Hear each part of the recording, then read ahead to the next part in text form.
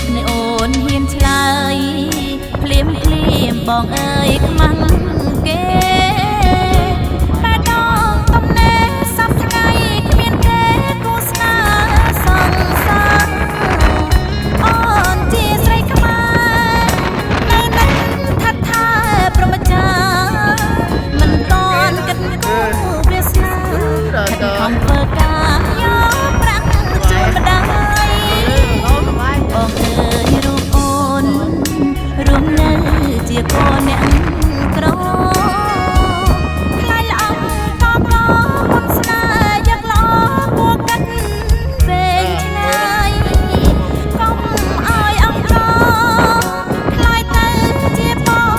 បាយចិត្តក្រែងស្នេហាខ្លាយខ្លាយបងចិត្តបងកាយម្ដាយស្រង់ទឹកភ្នែកបបផាបកោតាមបាត់អាសបងដែរបេះដូងទ្រង់លួចលាក់ស្នេហ៍ប៉ុន្តែដួងចិត្តរីរ៉េតសច្ចាជួបគ្នាកុំមានកម្មពីមាច្រាច់សុភ័ក្រមង្គលនឹងភ្នែកចិត្តអនរំលែកចាជាពីបីវត្តធំសង្កត់មហាមហត្តរិទ្ធយាយម៉ៅអ្នកតាភ្នំនៅប្រព្រំដល់ចៅ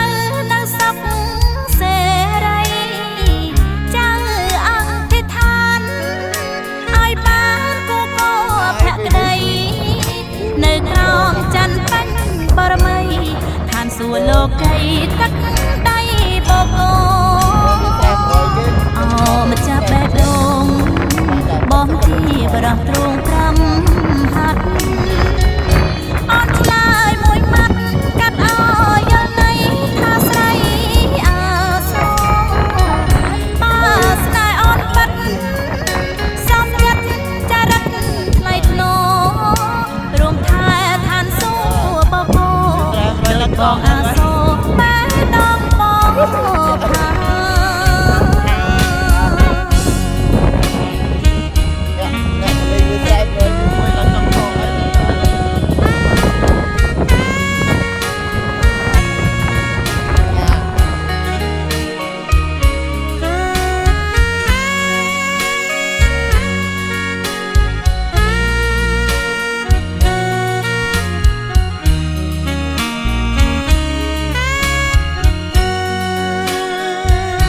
បបផាបកោតាមបាត់អាសបងដែរបេះដូងទ្រង់លួចលាក់ស្នេហ៍ប៉ុន្តែដួងចិត្តរីរ៉េតសច្ចាជួបគ្នាកុំមានកម្មពីមាច្រាច់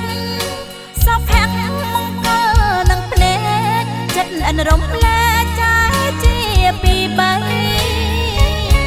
វត្តធំសង្កត់មហាមហត្តរិទ្ធយាយម៉ៅអ្នកតាភ្នំនៅប្រព្រំដល់ចៅនៅសុខសេរីចៅអធិដ្ឋានឲ្យបានគូកោភក្តីនៅក្រោមច័ន្ទបញ្ញបរមីឋានសួគ៌លោកីទឹកដៃបកោ